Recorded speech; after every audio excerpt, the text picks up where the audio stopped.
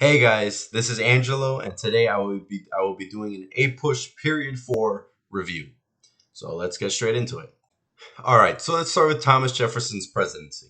So Thomas Jefferson was elected in 1800 as a Democratic Republican, and the dominant political parties of the time was the Democratic Republicans and the Federalists, right? So the Democratic Republicans, they wanted a weaker federal government, more agricultural society, and also very important, they believed in a very strict interpretation of the Constitution. Whereas Federalists believed in a stronger federal government, more industrialization, and a more loose interpretation of the Constitution. So now let's hop into Thomas Jefferson's presidency. So, foreign affair wise, there were a few main things that happened. So, there were the Barbary pirates, which basically it was some pirates that would steal and sink U.S. merchant ships, right? And previously, Washington and Adams had bribed them to not do that, but Jefferson didn't think that was right. So he sent a small naval force to battle these pirates, and eventually they settled on a lower sum of money. Then there was also the Embargo Act because Europe was in the middle of the Napoleonic Wars, and the British and the French were at war, and basically they weren't recognizing the U.S.'s right to be neutral, and they were stealing merchant ships. They were getting sailors and forcing them to join their navy. So basically, what the Embargo Act of 1807 did, was that the United States could not trade with anyone anymore, which was a very poor decision because New England's economy was based off of merchants and trade, and that completely wrecked New England's economy. Nobody was happy with it. So that ends up getting repealed and replaced by the Non Intercourse Act, which says that the United States could trade with anyone except for the British and the French. So, also during his presidency, there was a Louisiana Purchase. So, basically, Jefferson wanted the area of New Orleans because that is the mouth of the Mississippi, which is a very key area to have. So, he sent ambassadors over to France and to Napoleon to purchase just that area. But Napoleon offered him all of the Louisiana territory, and they ended up agreeing.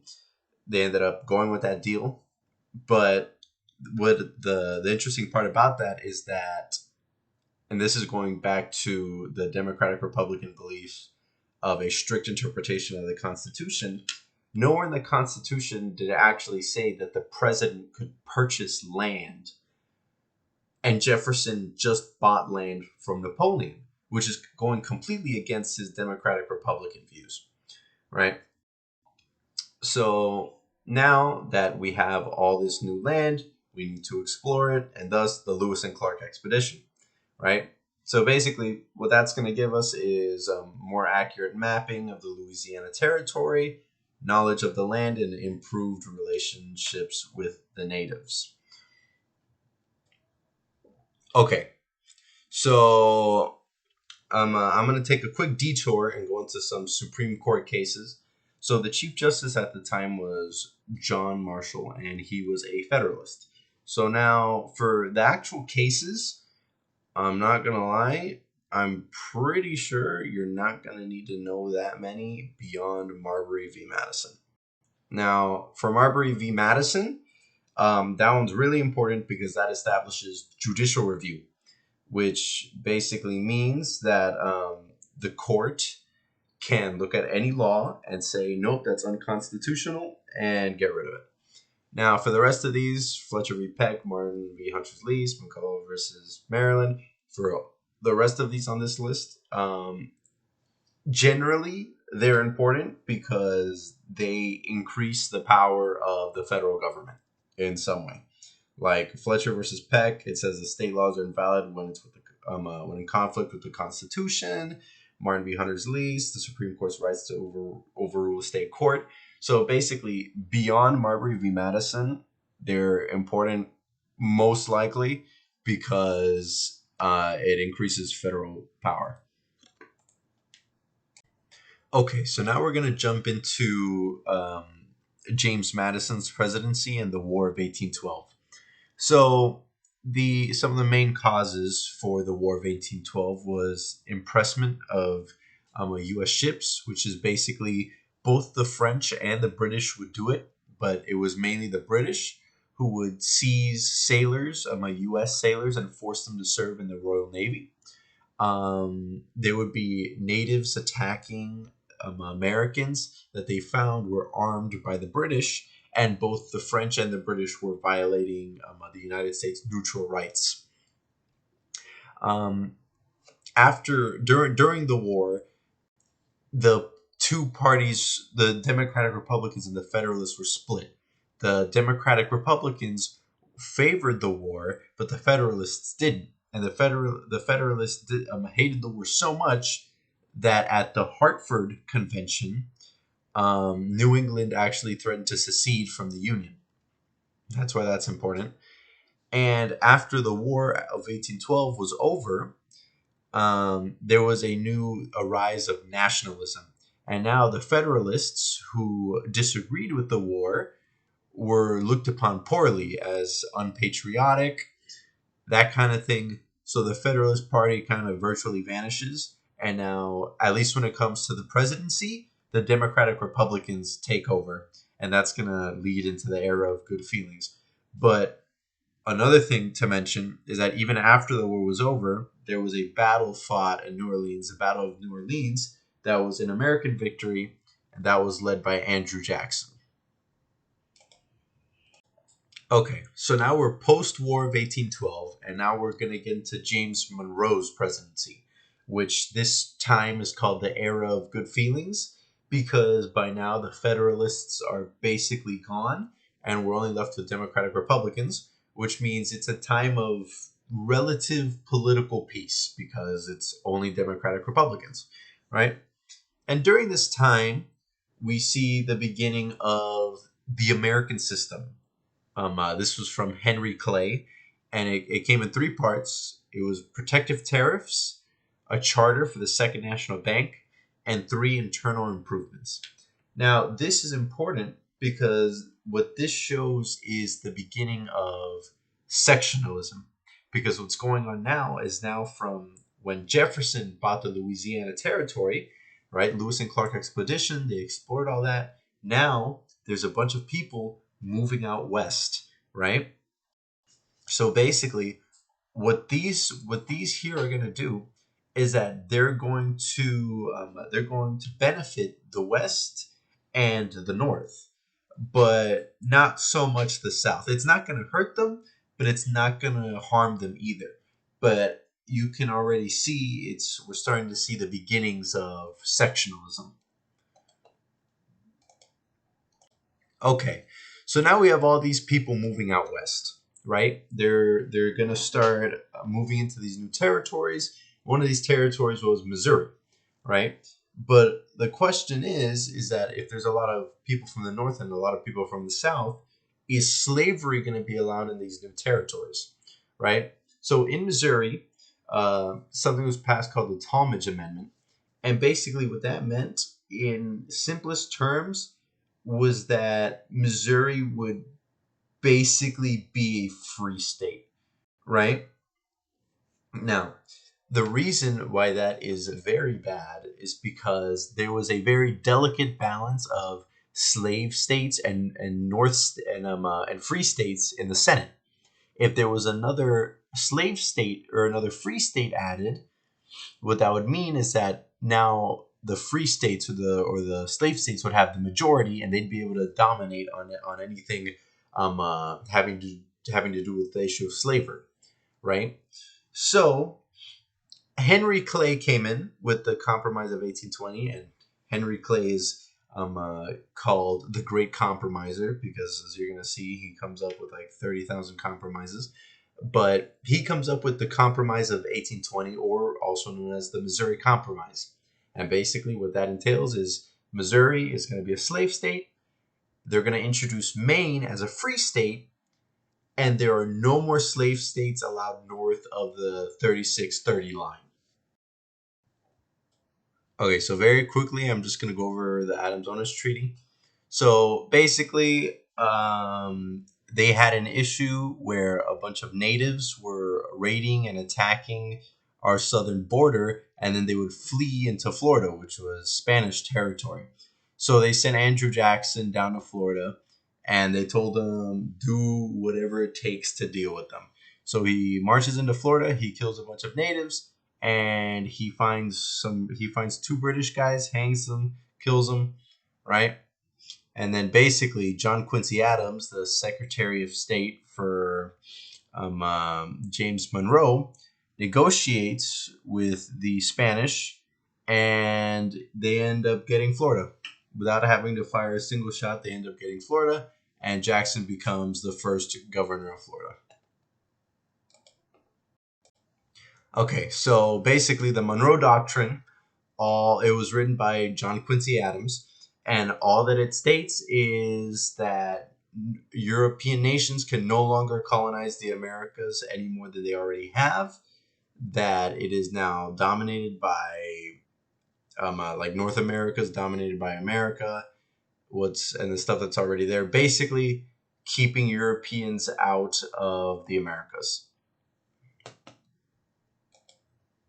So let's go over the market revolution. So basically, during this time period, 1820s up to 1840s, that era, right? There was a bunch of new technology coming around. There was a bunch of new infrastructure being made, right? So as you can see here, there were new roads and canals that connected the North and the West. There were some in the South too, but the large majority were in the North and the West. Right, so some examples here are just the Lancaster Turnpike from Pennsylvania and the Erie Canal in New York. Right, so then some inventions, we have the steamboat invented by Robert Fulton. Right, also railroads now, which would become the biggest industry in the United States, and railroads would kind of dominate canals as the main system of transportation and that kind of thing. And then this one's really important. We have the cotton gin, invented by Eli Whitney, and that's important because now it's a lot easier to sell cotton, which means the cotton industry is going to explode. And another thing that Eli Whitney is credited for is the interchangeable parts system, which basically means that you have a rifle and you can take it apart, switch out the different parts, and put it back together, and it still works instead of it just being like one thing. So now the labor that was used is, of course, men, but also now women, children, and immigrants were also being used to fill up the factories. And we would also see some early forms of unions here. So now, what are the effects of the market revolution? Well, mainly, you're going to see slavery is going to expand a lot because now the cotton industry is booming. Cotton is very, very profitable, right? But who's going to work the fields? I'm not. I'm going to have my slave do it. So slavery expands a lot, and that's going to continue the slavery issue and, again, continue sectionalism between the North and the South.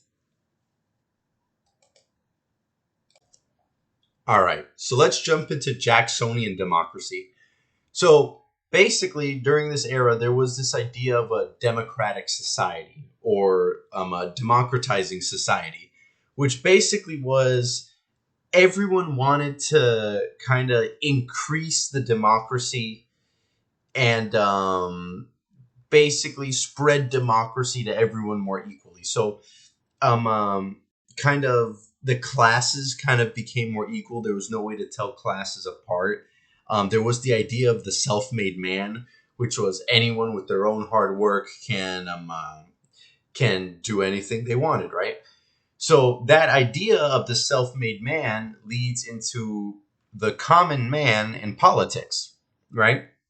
Which now, because of this idea of the self-made man and anyone can do whatever they want, and also because of new suffrage laws, which basically what these new suffrage laws did is that they removed the property qualification to vote. So whereas before you needed land to be able to vote, now you either needed less or no land to be able to vote, which means, and this is going into the back into the democratic society, more people can vote. Democracy increases.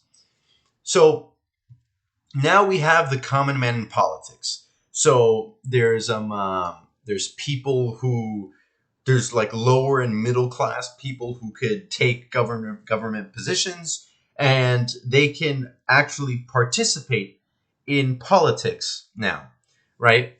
So it's also important to note that during this time there was a two-party system. Now it was, whereas before it was the Democratic Republicans and the Federalists, and the Federalists went away.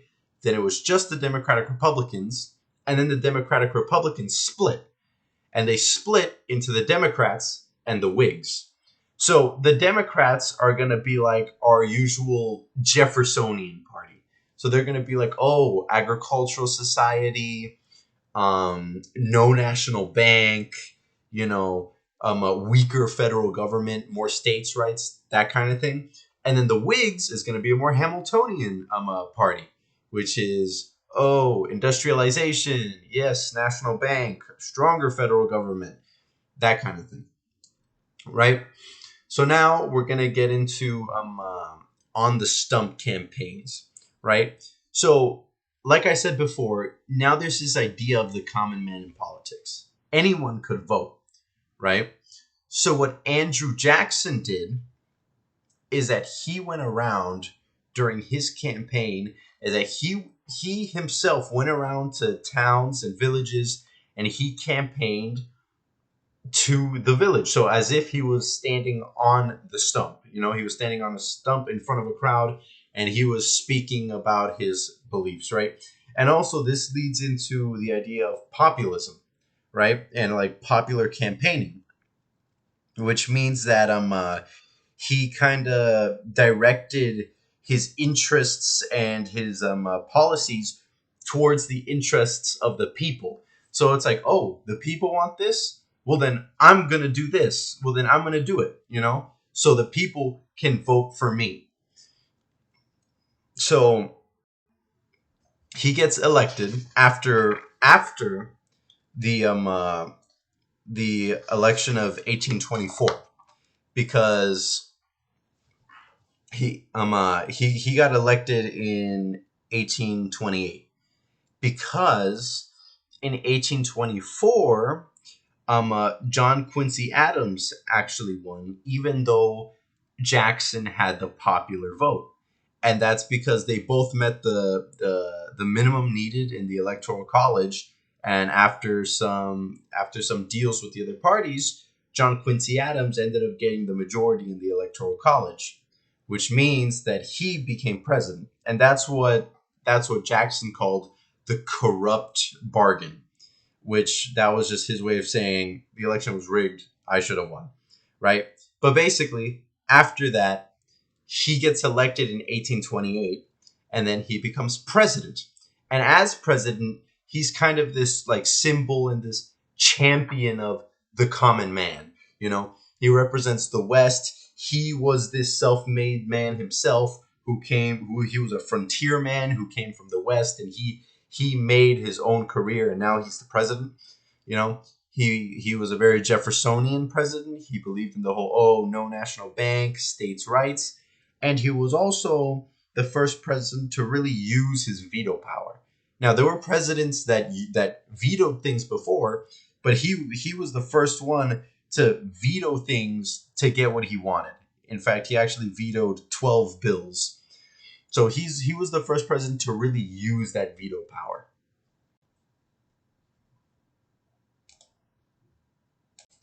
Okay, so now we're going to get into some of the things that actually happened during Jackson's presidency. So Jackson's view of the Native Americans was mainly, yes, I love the natives, right? But the people wanted to kick them out because they wanted their lands.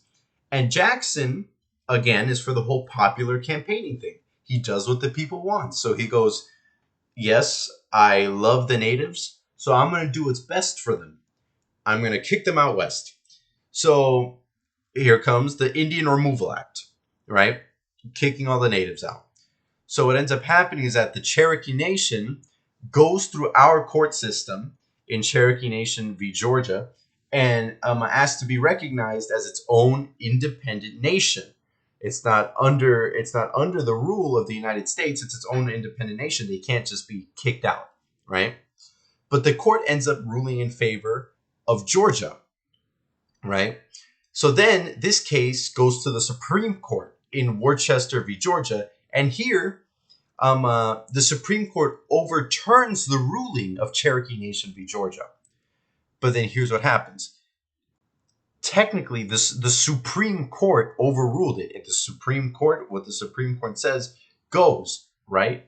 But Jackson steps in, and since the president is the one that has to enforce what happens, Jackson goes, no, I support the state. Georgia was right. Supreme Court was wrong. Jackson just violated the Constitution, right? Because what the Supreme Court says, that's the final decision. The Supreme Court has the final ruling.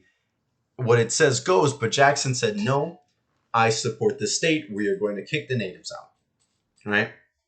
So this leads into the Trail of Tears, which it wasn't just the Cherokee Nation. It was a bunch of other Native American tribes and nations that were also kicked out, and they were sent out west in terrible conditions, and thousands perished during the journey. That's why it's called the Trail of Tears. So now on to the nullification crisis. So there was the implementation of what were called the tariffs of abomination. And it was basically just a bunch of tariffs on stuff like cheap textiles, woolen cotton imports, and all those kinds of things that negatively impacts the South. It helps the North and the West, but it hurts the South. So, of course, the South is going to be pretty upset about that. So, basically, what ends up happening is that South Carolina says that the tariff of abominations is unconstitutional, right? And it should be nullified, right? And if it can't be nullified, then South Carolina should secede from the Union, right? So the Webster-Hayne debate is basically just on the topic of secession and whether the tariffs of abomination should be nullified, right? So now here's where this comes in, right? Jackson's opinion on this whole crisis was that the Union must be preserved. So although Jackson was for states' rights, he still said that secession and disbanding the Union was illegal, right? So basically, South Carolina forbids tariff collections in the state, and Jackson ends up marching troops into South Carolina, saying, "Hey, you can't secede," right? But eventually, the great compromiser, Henry Clay, steps in with a compromise tariff, which basically just lowers the tariff to the same place that it was before, and South Carolina rescinded the nullification. So continuing on the topic of things that happened during Jackson's presidency was the bank debate. So basically, there was a debate between whether a national bank was necessary or if it wasn't. Now, Nicholas Biddle managed the bank, and he thought, yes, we need the national bank. Jackson thought, no, we don't, because he had this idea that the national bank was for the elite. And since Jackson was, again, all about popular campaigning and about the common man, he wants the common man to have the power. So Jackson was very much against the national bank. So Henry Clay tries passing a bank recharter bill, but it gets vetoed by Jackson, and the recharter bill wasn't passed again, and so the national bank kind of just dies out. The charter runs out, and the bank is gone. So now we're going to look at some of the societal changes that were going on during this era. So one of the main things was the Second Great Awakening, right? So basically, what happened is that there would be a preacher. He would meet in like a certain area, in like a town, maybe like a tavern or outside, and there would be a humongous crowd around him. There'd be large crowds, everyone would gather, and he would spread his message. And this would occur all over the United States. So all these new messages and beliefs would spread so much faster, and they would spread like wildfire, because it was the preacher right there talking to the people, and it was easily understood. It was in the common language of the people, right? So one of the consequences of this was a bunch of new religions, a bunch of new religions. So like the Mormons, Baptists, Methodists, and millennialism, right? So another thing that was going on, and now this is looking more at like arts and literature and that kind of thing, is transcendentalism. So transcendentalism is the focus on nature and the individual, focusing on yourself and kind of the nature around you, you know. So the probably the most famous transcendentalist is Ralph Waldo Emerson, and a great example of transcendentalism in art is the Hudson River School, which it was basically a bunch of art that focused on nature, and it painted humans as basically small and insignificant, right? So that's it for transcendentalism.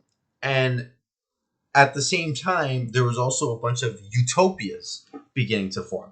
So basically, what those were, it was a bunch of communal experiments where there'd be a group of people and they'd say, hey, I want to try out my belief system in a tiny little town with just people who all believe in what I'm saying, right? So basically, it would be just an ideal community of people who believed in a certain thing, right? So some examples are the Shakers, the Amana colonies, a New Harmony, Oneida community, right? And in all of these, they all each had their their own separate beliefs, and they all lived in their own community. And that is tying back into like the Second Great Awakening, with all these new religions and all these people being like, hey, I want to separate myself from the rest of society and just live in my ideal community with my religion. So now looking at more of the reforms that were going on at the time, um, one of the reforms was the temperance movement, which basically was an effort to get everyone to stop drinking, no alcohol, right? And this was supported by a majority of people, except for Irish and Germans, because Irish and Germans obviously drank, right?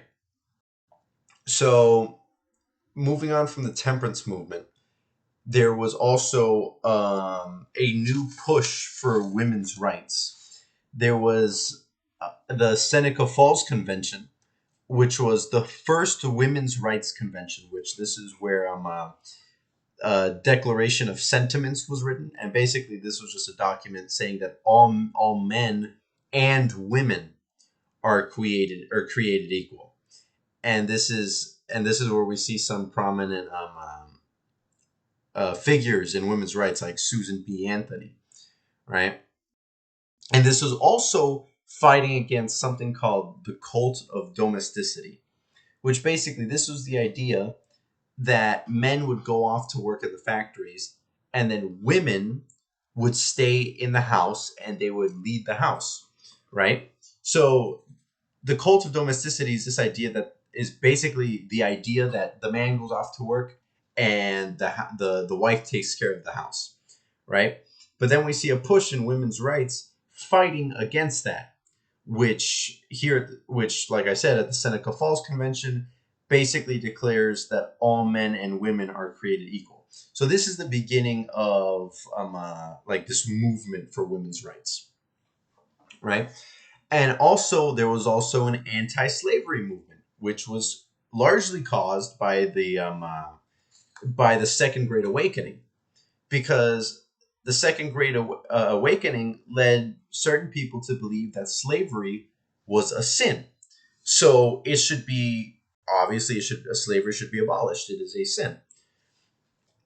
So I believe that will be it for this APUSH period 4 review. I really hoped this helped. I really hope that I covered everything that you need to know. And thank you so much for watching.